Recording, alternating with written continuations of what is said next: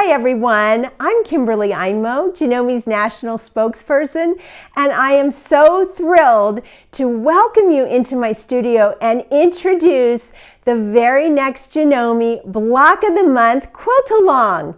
That's right, I have designed this gorgeous quilt exclusively for Janome, and it is made with all my fabrics, my new fabric line called UpWords with Benetex.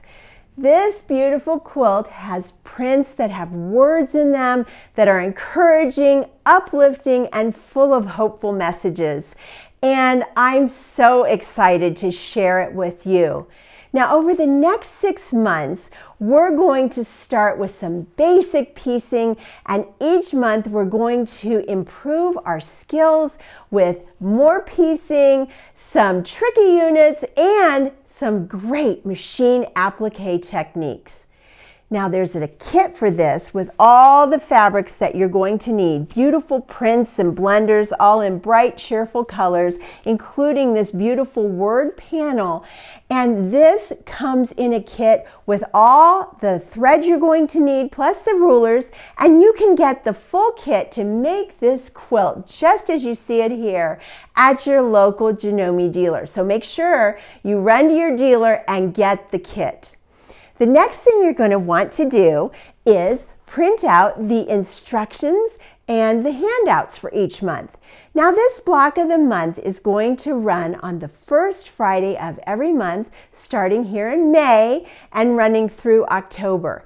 But click the link below, go print out 2 different PDF handouts for month 1, and that will explain everything that you're going to need to do to cut out all the pieces for the quilt, plus our month 1 lessons. Now here in month 1, we're going to be learning to make these 4 patch units, plus some beautiful flying geese units. And you're going to have a chance to cut everything else out so that you'll be prepared for the subsequent months to come. It's going to be a lot of fun. I have my best tips and tricks to share with you, and it's going to be stress-free. So I'm going to take you back and welcome you into my logistics room, and we're going to talk about all the supplies and everything you're going to need to cut here in month 1.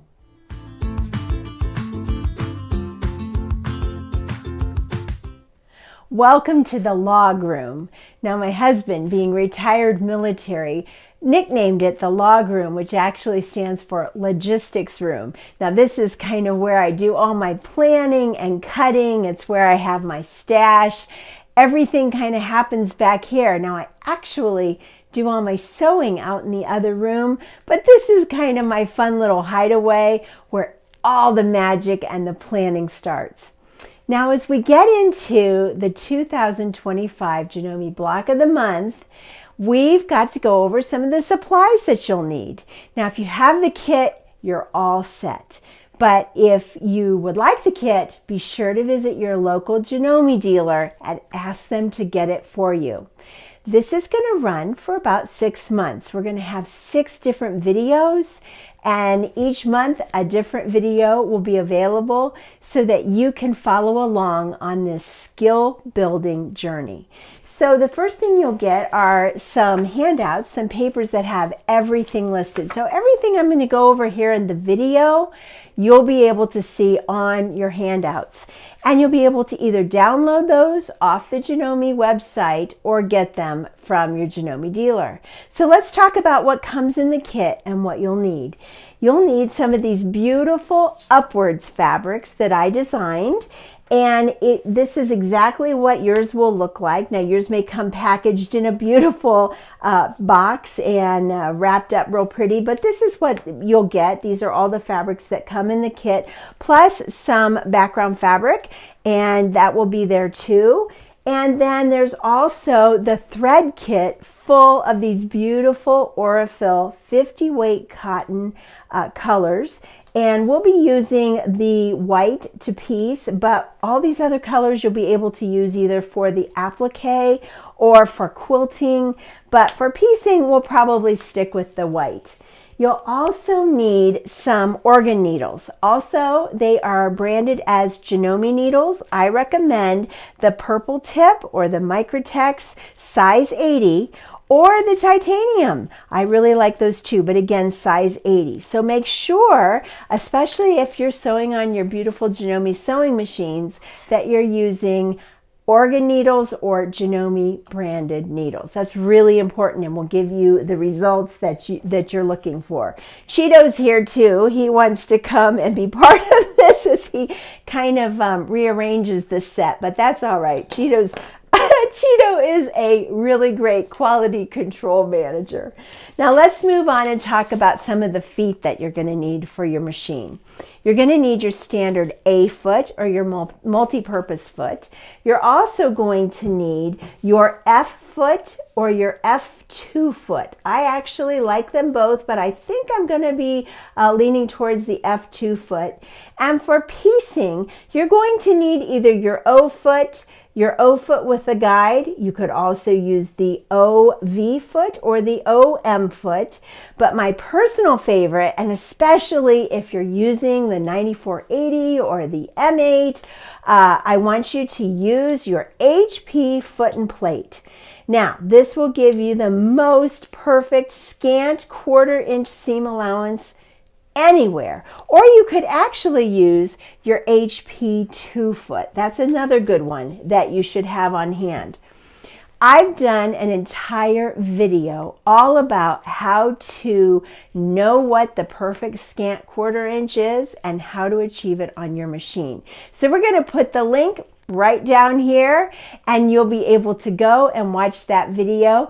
It will answer every single question you've ever had about what is a scant 1/4 inch, why is it important, and how do I get it. But the bottom line is you'll want to watch that. Make sure you've got your machine all set, ready to use that perfect scant 1/4 inch. And if you have the HP foot and plate system on your Janome machine, be sure to use that for all the piecing. Now this quilt involves a lot of piecing, but also applique. So we'll be doing applique, and that's when we're going to be using the F or the F2 foot. And we'll get into that more in month 3. The next thing we're going to need are some rulers. And if you have the kit, you're going to get the Precision Flying Geese and Half Square Triangle ruler that I designed. You'll get the Precision Jelly Roll ruler and the Precision Precuts ruler. And I'm going to do a separate video in just a moment to show you how all of these rulers work. So you'll understand how amazing they are and how they make all your cutting super accurate. Now for one of the months, you're going to need a regular rotary cutting ruler. So make sure you have one on hand. A 6x24 is just fine. And the last few things that you're going to need a rotary cutter. If you don't remember the last time you changed the blade, now's the time. Start with a fresh, sharp blade, put that in your rotary cutter, and you will have a great time making all the cuts that you need to make. You'll need some fusible web. I recommend a lightweight fusible web. I like FlexiFuse, but there's a lot of brands out there. Just be sure it's a lightweight, fusible, paper-backed web so we can trace all of our applique shapes onto that paper side. And then you'll also need a roll of tearaway or temporary stabilizer. And this is the kind that actually rips, actually tears. They have lots of stabilizers on the market, and there's some that are permanent. Those do not tear, and those would stay permanently behind your applique shapes. If that's all you have, you can use that, but I recommend getting yourself a roll of this paper temporary or tearaway stabilizer. And finally, you'll need one piece of template plastic, flexible template plastic. We're going to be using 2 templates, and that's all you're going to need. So you don't really need a piece this large, but that's something else you're going to need to make this quilt, because we'll have 2 templates that we're going to need to make a couple of the blocks. So that's it. Now we're going to talk about what you need to get cut first.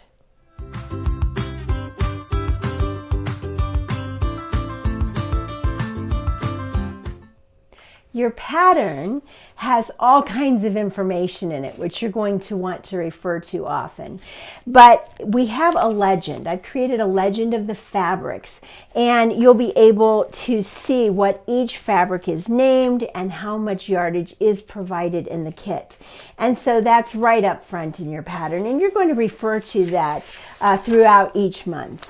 But the next thing I want to point out is the fabric cutting chart, which is going to be listed in your pattern. And there's going to be bullets of everything that's going to need to be cut right up front in month 1. Now there's more cutting in month 1 than any of the other months. So if you just take your time and cut everything in the order that it's listed, you're going to have no trouble and you'll have plenty of fabric left over at the end. So the first thing I want to talk about is the background fabric that you get 3.5 yards in your kit.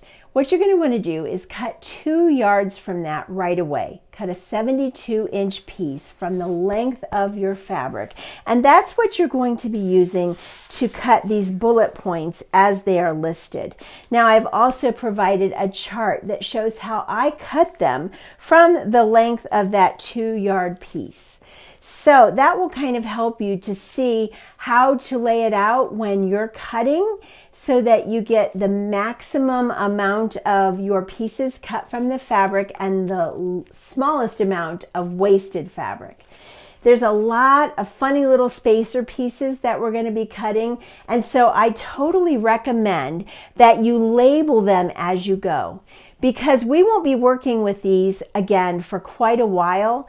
And so you're going to want to literally get little sticky notes or something and label each of your pieces as I have done, so that when you need one of those pieces, it's going to be very, very easy to find, because a lot of them are very similar in size. So again, take your time, cut each of the pieces, label them, set them aside for now. And the last thing you're going to want to do with cutting this month is you're going to want to pull out this floating rose fabric. There's a yard in your kit, and we're going to want to cut our binding strips, and that's listed in the cutting chart. You would cut 8 2¼ inch strips from this fabric, and you can either make the binding now or just set the strips aside for later. So that's all we need to talk about with cutting. Now let me show you how easy it is to use all of those precision rulers.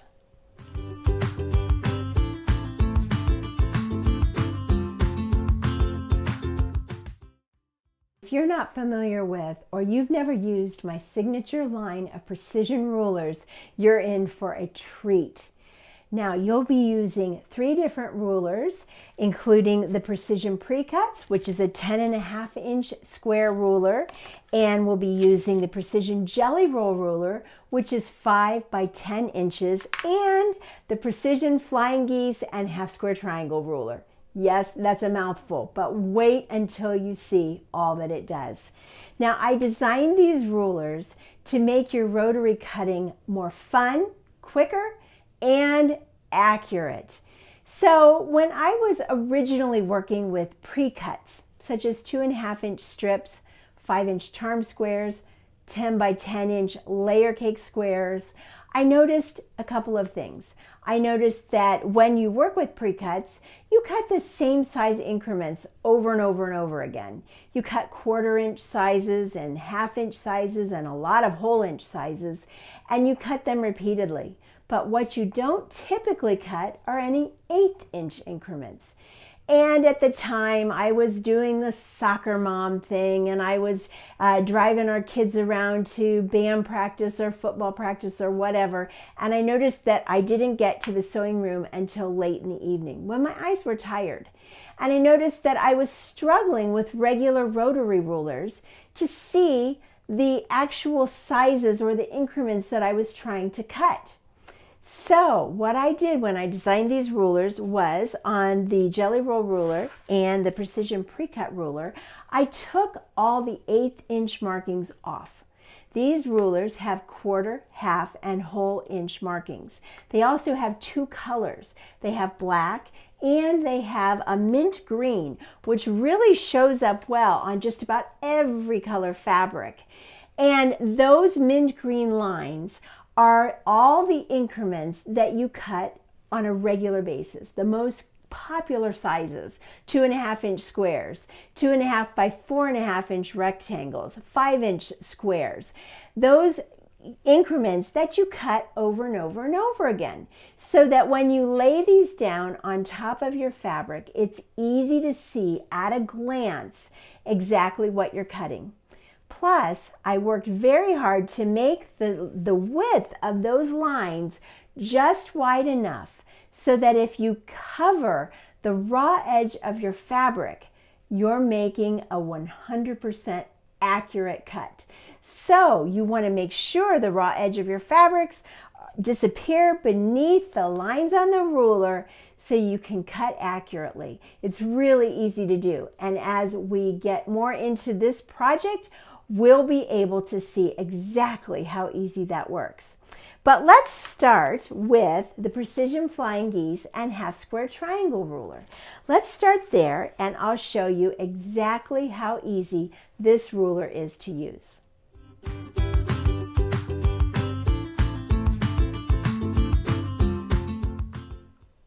When you first look at the Precision Flying Geese and Half Square Triangle ruler, you'll notice two things. There are two colors and two sides. Side A is in magenta pink. All the words and numbers are written in magenta pink, and when it's facing you, you'll be able to read everything on side A.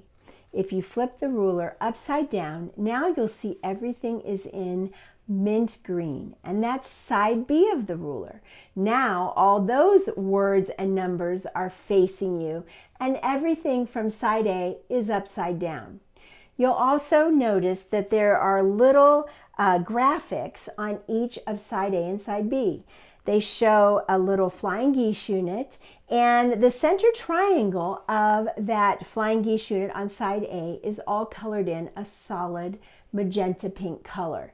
That means when you're using side A of the ruler, you'll be cutting the center triangles. If you flip it upside down to side B, you'll see two little graphics. Now you'll see a flying geese unit where you'll see the two smaller or outside triangles are colored in a solid mint green. That means when you're using side B of the ruler to cut your units from your strips, you'll be cutting those side triangles.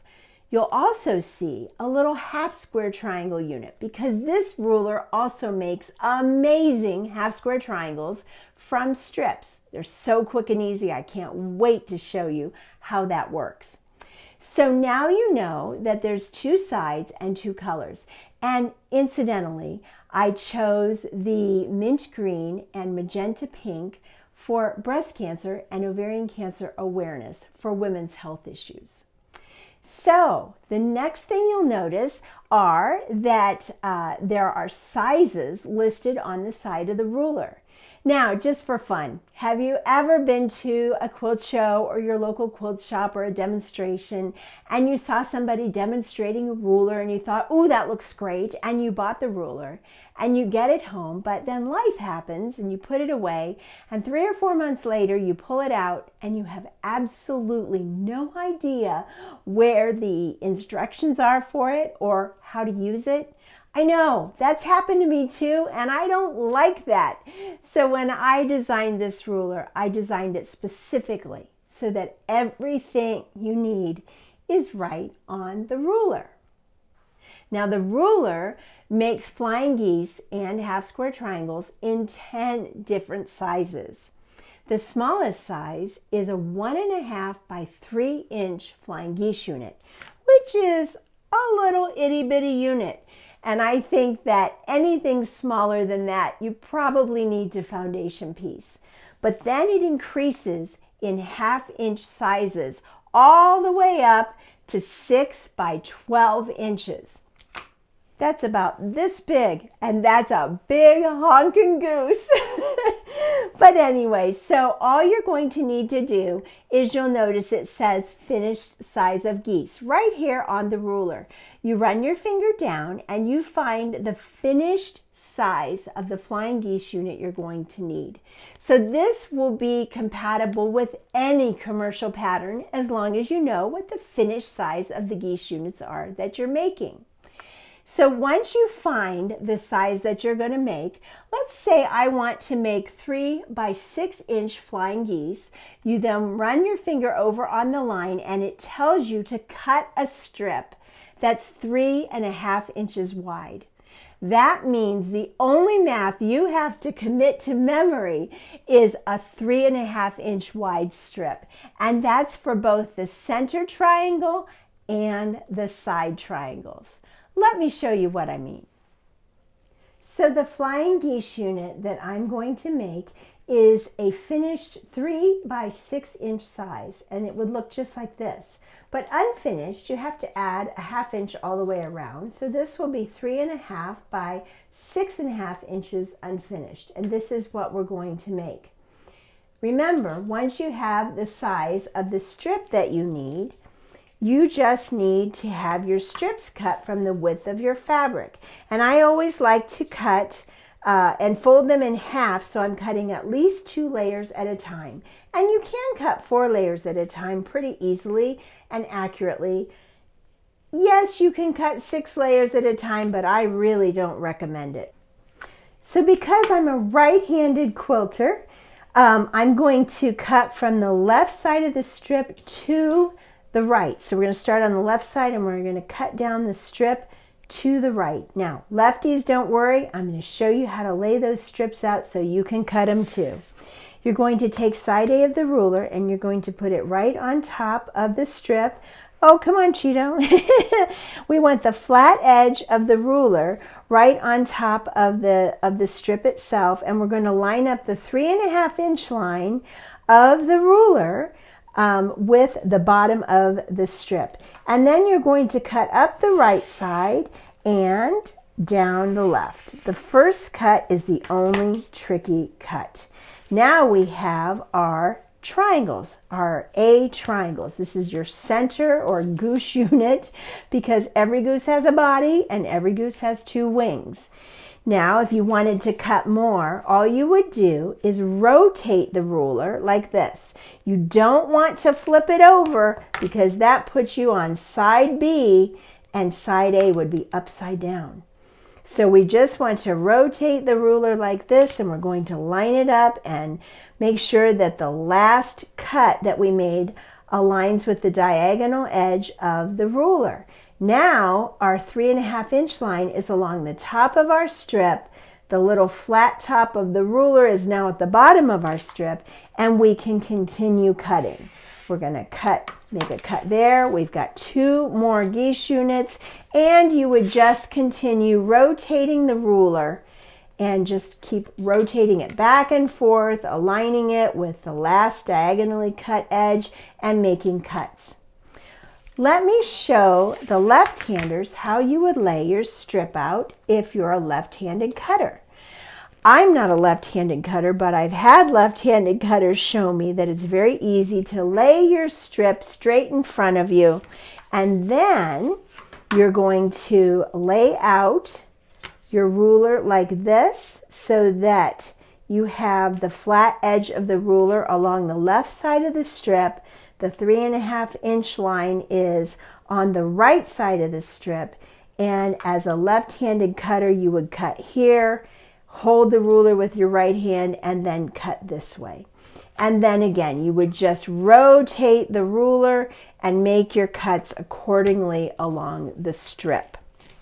Now, we have to cut the side triangles, and for that, here's my flying geese unit. Again, I want a yellow body or a yellow center triangle, and I want 2 side triangles.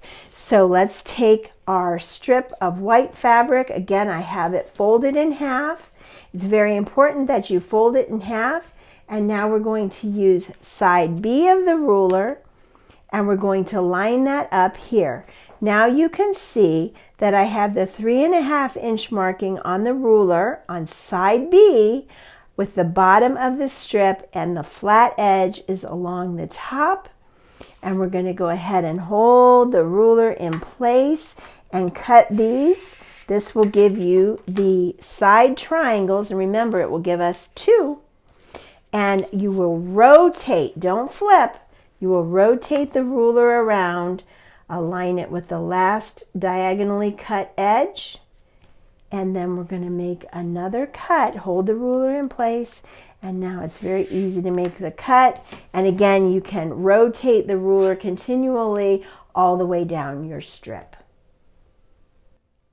So you can see it's really easy to cut your side A and side B triangles from just half or whole size strips. You'll never need an 1/8 inch increment again. So let me show you now how the construction process is so easy, and you'll get perfect results.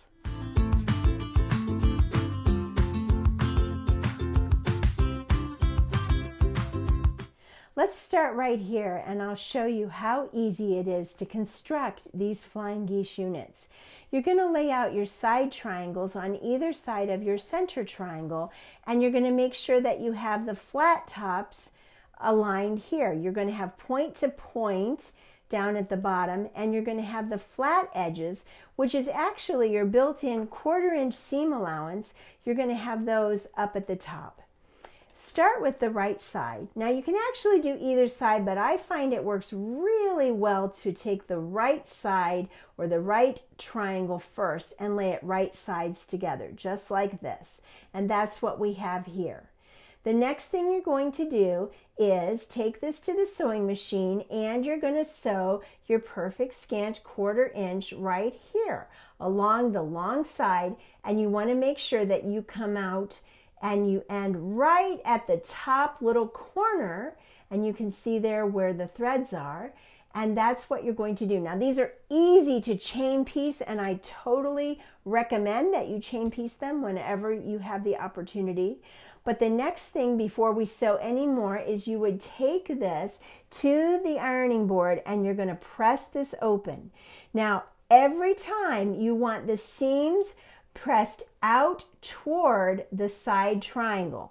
Never press the seams toward the center triangle, or you won't get a nice perfect point at the top.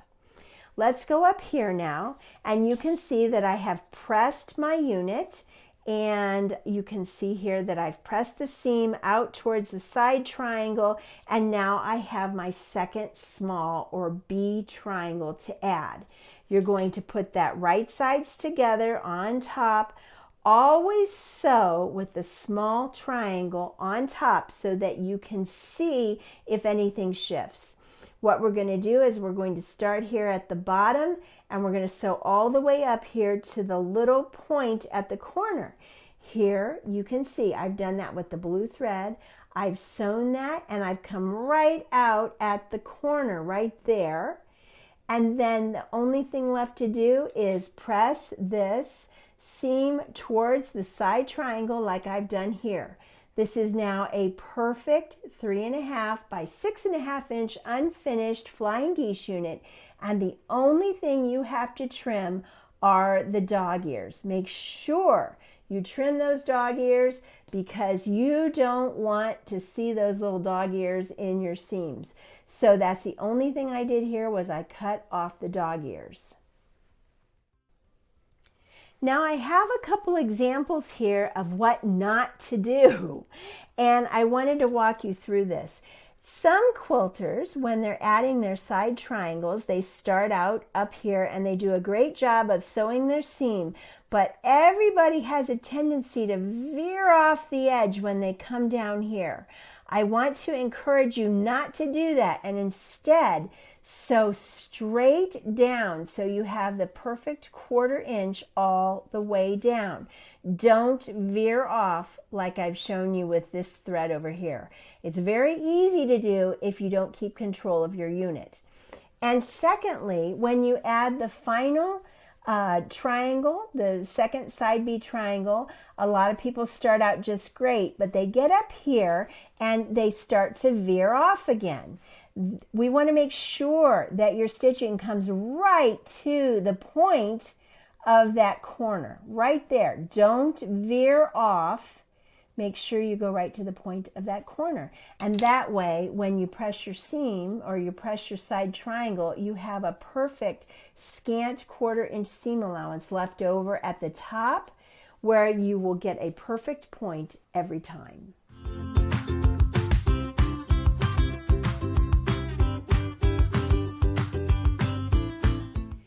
So now that you know how the ruler works to make perfect flying geese that will come out beautifully every time, and you'll never trim off their little heads ever again. You'll have a perfect point every time. This ruler also makes perfect half square triangles, and we're going to be making some of those right now.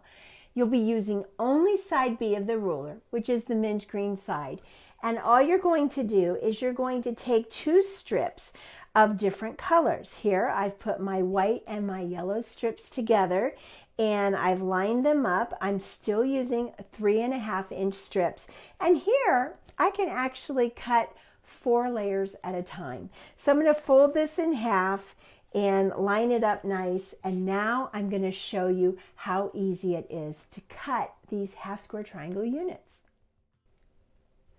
Now I've layered my strips. I have 4 layers here, and I've just folded my strip unit in half. Now I'm going to lay side B of the ruler and line up the 3.5 inch line on the bottom with a little flat top at the top of the strip, and now I'm going to cut my half square triangle units. And this is very much just like cutting your side triangles for your flying geese units, and you can cut a whole bunch from your strip and line that up, hold it in place, cut, and then just keep rotating as you go down. But this gives you 2 pairs every time you make a cut. So I've got my 2 pairs of units, and now I'm going to show you what you do to sew them. Now this is what your half square triangle pair unit looks like. I've got 2 different fabrics aligned, and these would be right sides together if you were using print fabrics. And what you're going to do is you can feed it through either the point side first or the flat side first. It really doesn't matter. So either way, you can feed the unit under your presser foot, and you're going to sew that perfect 1/4 inch seam coming right out here at the corner. And then all you're going to do is press the seam towards the darker fabric. That leaves you with 1 dog ear to trim, and your unit will be perfectly sized. And in this case, it would be 3.5 inches unfinished. So then all you would have to do is trim that dog ear. So that's how easy it is to make half square triangles and flying geese units from the Precision Flying Geese and half square triangle ruler. I know you're going to love this ruler once you get into it, because it makes it so easy and accurate to get the units you want without having to make them oversized and then trimming them down. It's better if they just turn out right the first time. So we'll talk more about this in the coming months. So even though I've shown you how easy it is to use the Precision Flying Geese and half square triangle ruler, everything is written out in month 1 in the preparation portion of your handouts and your pattern. And I have diagrams and charts and everything you're going to need to know about how to use all of the rulers. It's all there in your handouts. Now we have a little bit more cutting to do, and then we're going to sew our first units for month 1. So I'll get all set up. Join me in a moment.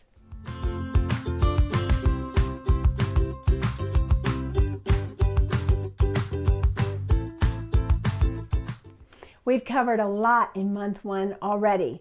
All the background cutting, how to use the rulers, but we still have a little bit more to do this month to prepare for our block of the month quilt. we're going to be making 4-patch units and flying geese units. Now you can see here that this is exactly what the 4-patch units are going to look like, and everything is in your handout. You'll find exactly the same thing, exactly how they're supposed to look. So really what we're going to do is be making 10 of the 4-patch units for a total of 10 and a half. You'll see that in just a moment. So we'll need a total of 21 2.5-inch squares of background and 21 of a variety of cuts of all the other print fabrics. That's all we're going to need for these 4 patches. Let me just show you really quickly how easy it is to use the jelly roll ruler to cut these from your strips.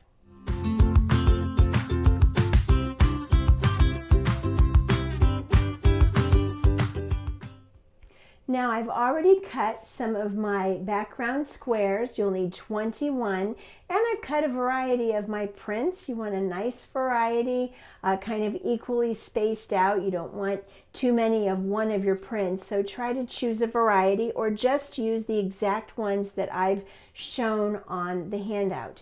But you'll probably want to use your handy dandy go-to jelly roll ruler, because you can see the mint green lines.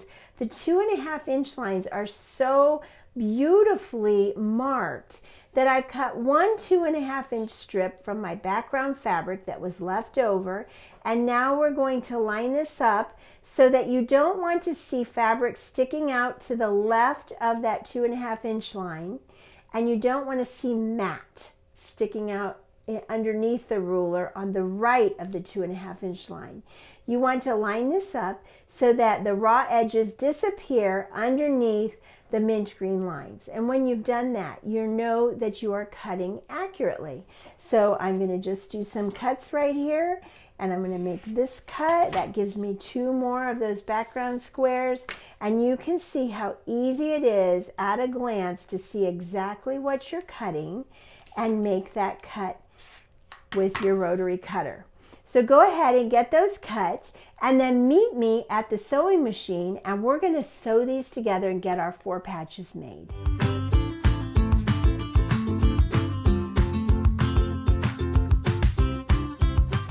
I'm here with my wonderful Continental M8 machine, and I love this machine so much.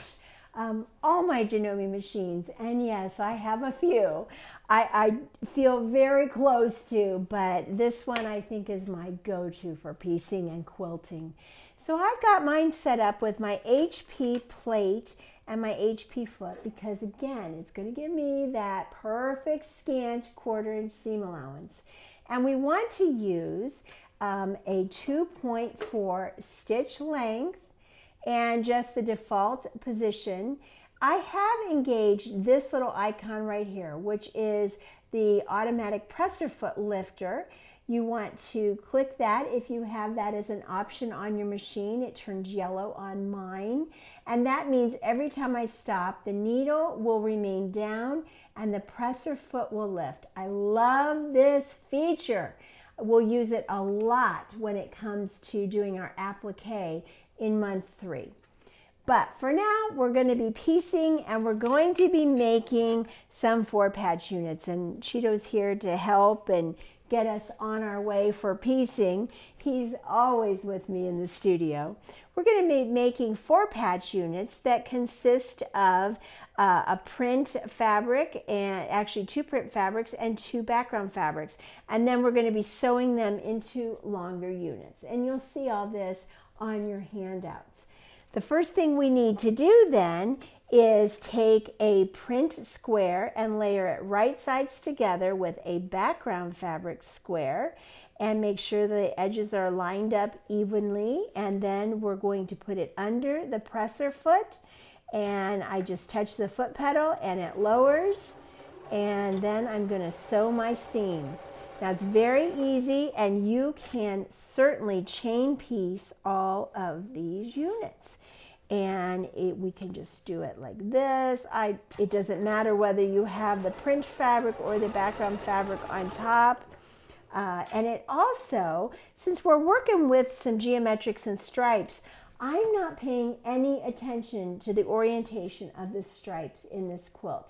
I like them all mixed up randomly because I think the stripes give a lot of dynamic visual excitement to the quilt.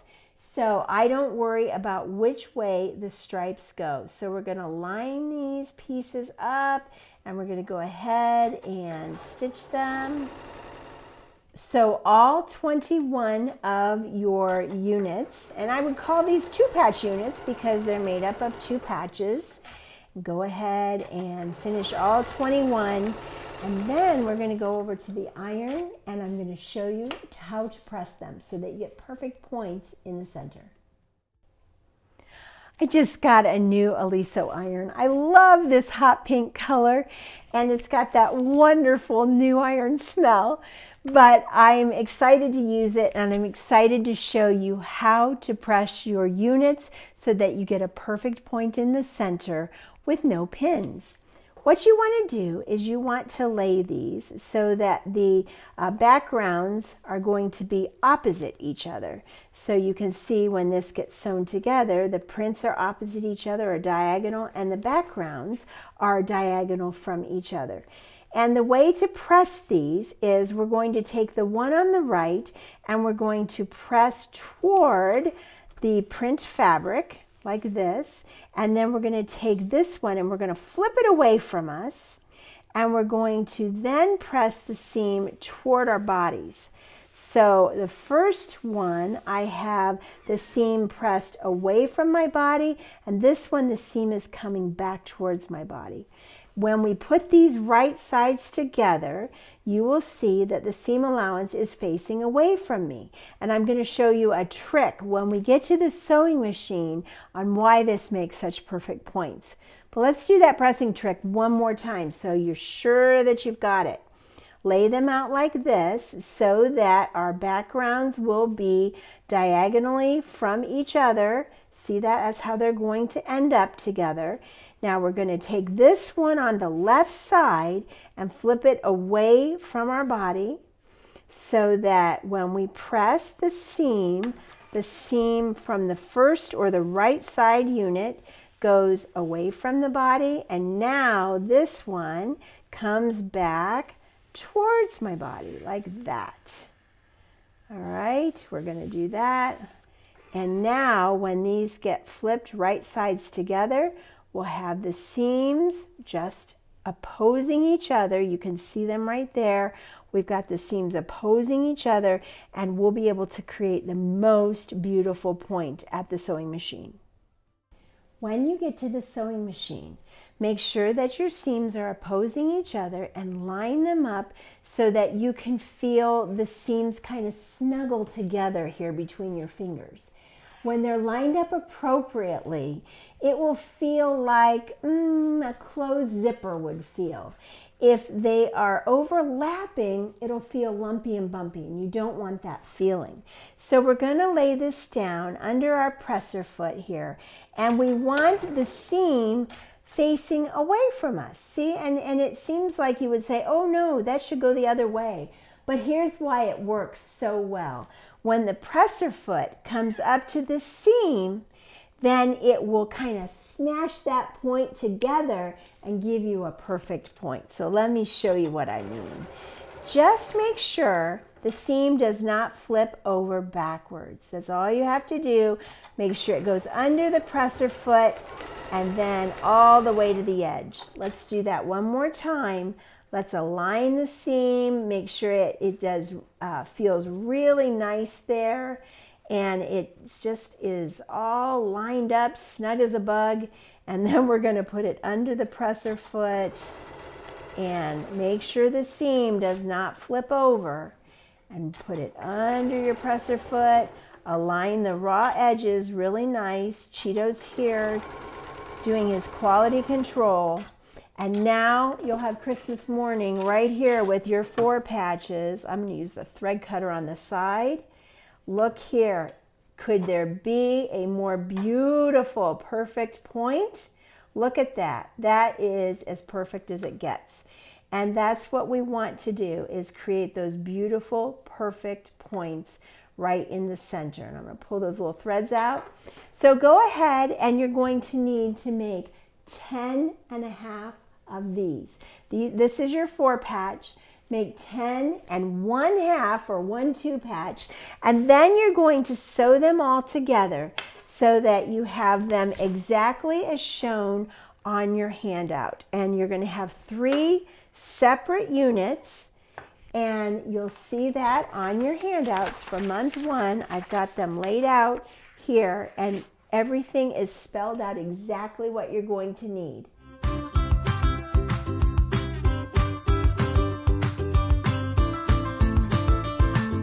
Now it's time to make some flying geese units, and they're going to end up looking something like this. You'll see how I have them laid out on your pattern, and that's ultimately what we're going to do. Now you're only going to use your floating prints. That's the name of these kind of wavy checks. I just love these for blenders.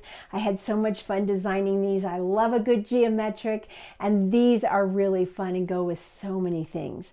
But you're going to need your teal, your blue, your rose, and your yellow.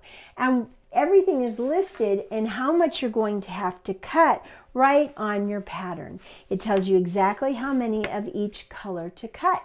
So go ahead and use side A of your Precision Flying Geese ruler and cut side A of your print colors, and then use a 2.5-inch strip of your background to cut your side B triangles that's going to go on the sides, so that your little flying geese units are going to look just like this.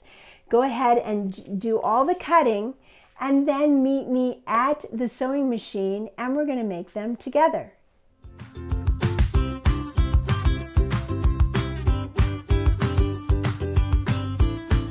It's really fun to make flying geese. I love sewing them. They're quick and easy. You can chain piece them, and you really can make a lot in a very short amount of time. Now everything is spelled out on your handout, but briefly, what you're going to need are 5 each of your yellow and blue flying geese units, and 4 each of your rose and aqua. So let's just do a couple right here at the machine, and then I'm going to show you how to press, and we're going to finish our flying geese. So I've got some rose colored units right now, and we're going to take our right side triangle and align it, and then we're going to feed that through, starting right at that corner point. And let's do another one, because again, these are easy to chain piece. If you have them all cut in advance, I recommend you chain piecing all of one side, and then we're going to press, and I'm going to do one more because they're like, you know, those potato chips. You can't do just one. And I'm going to do one more here, and we're going to go to the iron, and I'll show you how to press them. There we go. I love that automatic thread cutter. And we're going to cut these apart. Let's run over to the iron real quick and press these. Now I always like to press the units closed first. By that I mean you like to set the seam, because those diagonal edges are actually bias edges, and they could stretch a little. Whoops, that one kind of stuck to the bottom there. Let me give that another good press. All right, and what we're going to do then is we're going to push the side of the iron into that seam and hold it for a couple seconds and give it a really nice press. And then we're going to do it again on the others.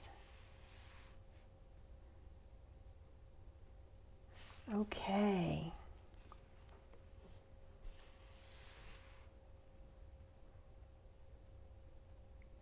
Wonderful. Now we're going to go back to the machine and add the other or left side triangles. Now it's time to add the left side triangle to our flying geese units. And that's really easy to do. You just line it up right sides together, point to point. Notice how the flat edge of that last side triangle aligns beautifully across the top of the first side triangle.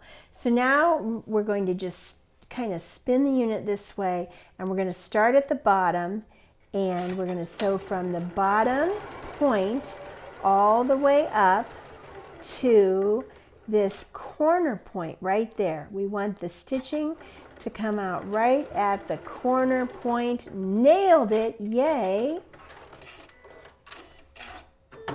And there you go. Do you see that? Where the stitching came right out at the corner.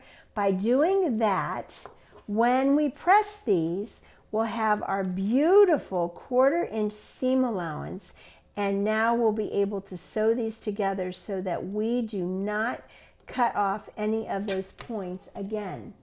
So go ahead, add all of your side triangles, get them all pressed, and by all means, don't forget to trim off the dog ears. Just take your scissors, lop those off. These will measure 2.5 by 4.5 inches unfinished. Then we're going to come and get all these laid out and start sewing them together in a row. When you're sewing these flying geese units together, you want to make sure to line them up in the order as shown by color. Now I'm going to demonstrate by sewing this unit of 4 flying geese together, starting with the aqua, the rose, the yellow, the blue. So let's do that right now. Here, I've laid them out, aqua, rose, yellow, blue. We're going to take this, and instead of folding this right sides together like this, what I'm going to do is go the other way. By that, I mean I'm going to fold it this way and then spin it around, because I want to be able to see the intersection as it goes under my needle. You want to stitch so that your needle hits one thread outside of the X created at the intersection of those seams. So you don't want the needle on this side of that X, because that will give you a more rounded point. We want to hit the needle one thread on the outside of the X created at the intersection. So be sure and line up your units. Make sure the dog ears are gone. And now we're going to stitch. Go slow here, and I want you to zoom in and see. We're going to aim for one thread to the outside of that intersection. I nailed it. So happy about that. Let's do it one more time. Lay these out, flip it right sides together. I'm going to spin it around, get rid of those little threads there. And now we are going to put this under our presser foot and sew just to the outside of that intersection. There we go. Now we're going to go ahead and clip those units apart, check the orientation, and just look at that point. Isn't that beautiful? That's exactly how it should look. Here's another one. Look how beautiful that point is. That's exactly what your flying geese should look like. And now we're going to sew one more seam together with the yellow on top and line up those raw edges. And we're going to sew this last seam. Again, aim for one thread on the outside of that intersection. Perfect. And here we go. We'll check that point together. Look at that. That's exactly how they should look. I think you're going to be absolutely delighted when you see that you are no longer chopping off their heads and getting a little bumpy point. Now you have a perfect point. Let's go to the iron, and I'm going to show you how to press these units. So you'll notice the red arrows I've included in your handouts. That shows the direction that you need to press your seams. What I mean is, when you flip these over, you'll see that the seams sort of want to go this way. But I'm going to tell you, no, you get to be the boss of them. We're going to press those seams toward the points instead of away from the points. So we're going to take our iron and we're going to press from the wrong side up. I'm going to run this right toward the points or the center points. And we're going to make sure and give this a really good press. And make sure that it's nice and flat. Take your time, don't rush. And you'll see why we do this, even though it seems kind of counterintuitive to the way they want to lay. But we want to make sure and get these pressed nice and flat, because what happens here is now it will open the intersections at the sides, and now we'll be able to see where those side points are going to be when we sew these in the quilt. Had we pressed the seams the other way, it would have obscured those points or those intersections, and we wouldn't have known exactly where to sew. So that's why the pressing direction is this way. And don't be afraid to use steam. Steam is our friend. Even if you just put water in the reservoir of your iron, that moisture coming out of there is really going to help these seams lay flat and pretty.